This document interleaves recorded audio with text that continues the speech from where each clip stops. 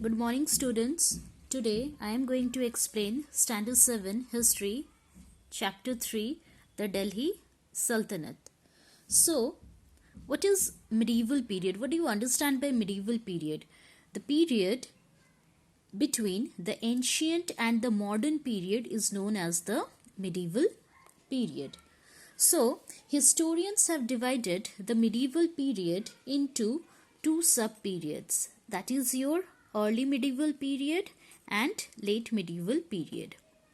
Early medieval period lasted from 8th to 13th century CE, and the late medieval period lasted from 13th to 18th century CE. Most of the information available for the medieval period is derived from archaeological sources and literary sources. Now, the archaeological sources, they include ornaments, weapons, tools, utensils, coins, inscriptions, temples and monuments. And the information about literary sources we get from travelogue, biographies, autobiographies and chronicles. The changes that occurred in medieval India is mainly due to beginning of a new religion, that is your Christianity and Islam. So, by the end of the 12th century, most of the Delhi Sultanate were under the Mughals. It was as early as 712 CE, Arabs were under Muhammad bin Qasim. Now, Muhammad bin Qasim, he defeated the ruler of Sindh in India. However, the occupation of Sindh ended with the death of Muhammad bin Qasim, and Arabs could not spread their influence further. Now let us move to the next point, that is your invasions of Mahmud of Ghazni. Before India could have a single empire, it was severely damaged by the Turkish invaders. But the question is, why the Muslims invade India?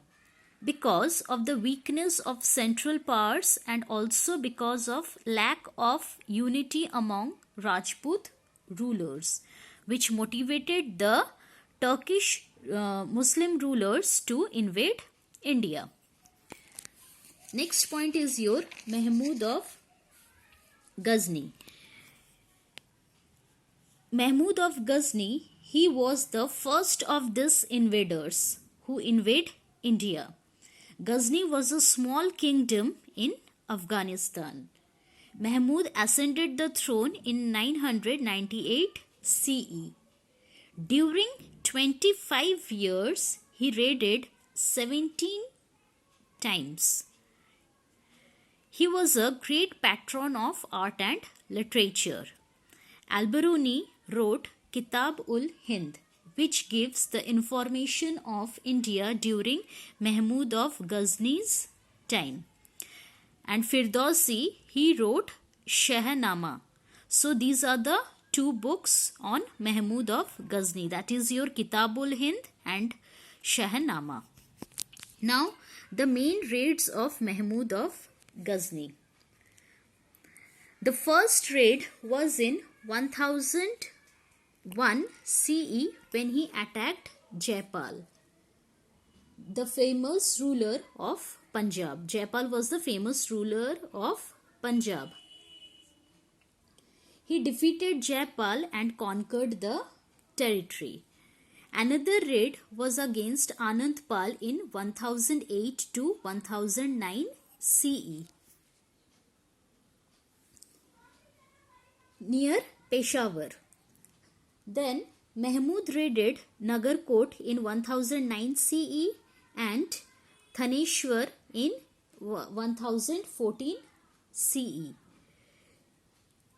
Why he looted these two places? The main motive was to loot money and gold. In 1018 CE, he attacked the temples in Mathura. There he looted money and gold. After this, he was called as Ghazi for his exploits in India. In 1025 CE, he attacked the temples at Somnath. He had heard much about this temple. So, he looted immense wealth from these temples. He carried not only the wealth but also the gates of the temples. Then, in 1030 CE, he died. Now, what are the results of Mahmud's raids? Weakness of the Rajputs was exposed.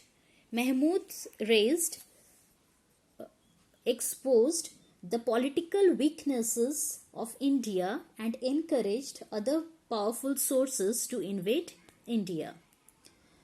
Punjab became a part of the empire of Ghazni. How? Because the Muslims kept it under their control for more than 150 years. Then India's economy was shuttered as a large number of wealth was taken to Ghazni. Besides, work of art was ruined, many temples were destroyed. Then the abundant wealth which he had looted, what he did, he used it to beautify and decorate his own capital at Ghazni.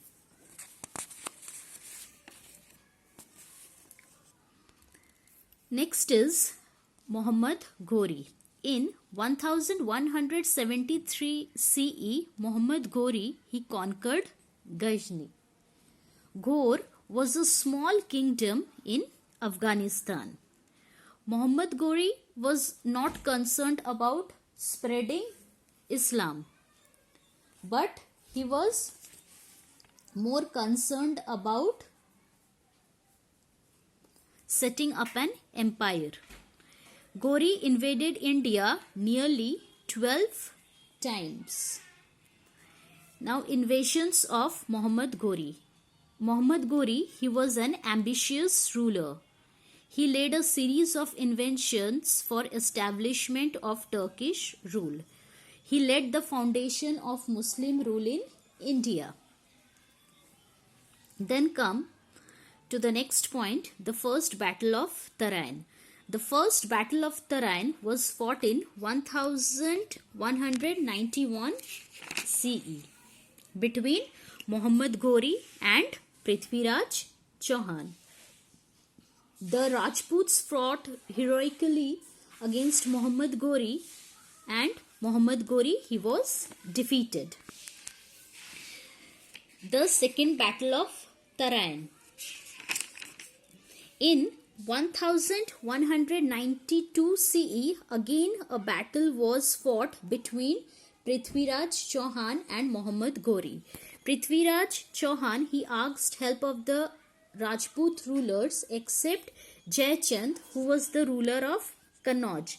Prithviraj was defeated in this battle.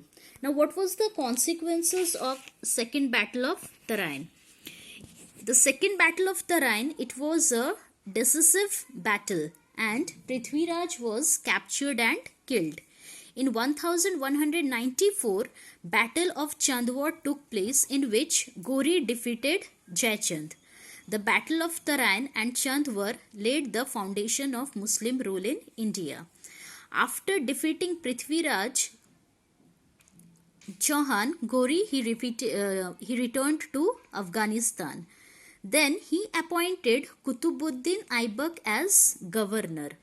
So when Qutbuddin Aibak was governor, he conquered Mathura, Gwalior, Bundelkhand and Malwa. It was the first step towards Muslim empire. Muhammad Ghori was murdered in 1206 CE. Qutbuddin Aibak became the Sultan. Turkish rulers were called sultans, so they made Delhi as their capital. So the kingdom came to be known as Delhi Sultanate.